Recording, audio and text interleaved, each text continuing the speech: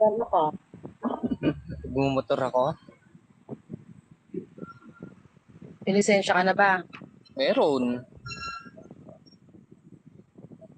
Meron ako lisensya man nung February pa ako nakakuha. Then, etong April, nagkumuha ako ng motor.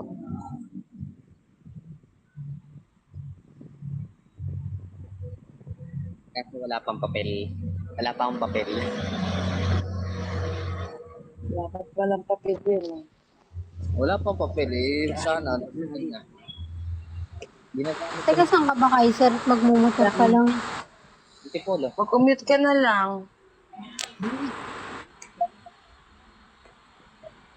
Dalawa ata ni Panda eh. Hindi ko magkabihan. Oo, mag-commute ka na lang kaysa magmotor ka. Kaya nga, para safe.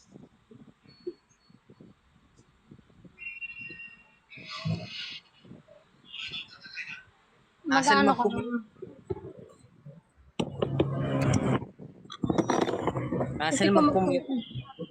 Hindi sakto lang. Makakatulog lang ulit ako sa bus. Makakatulog pa ako eh.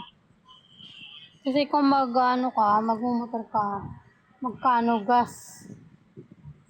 Tipid naman sa gas ko. Kinuha ko. Tama, saan ka dadaanan? Sa ano ba to? Pasig. Tagig. Tapos,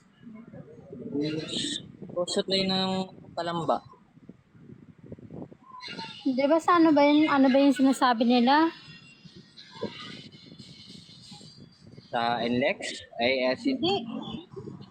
Di naman pwede dun yun mga motor, di ba?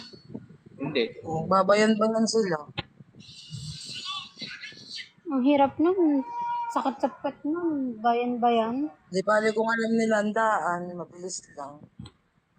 Kung iligaw pa kayo ni Waze. Mas maganda mag-commute ka na lang. Makakatulog lang ako sa biyahe. Hindi, ba't naman ako? Tignan mo, nakakailang biyahe na ako.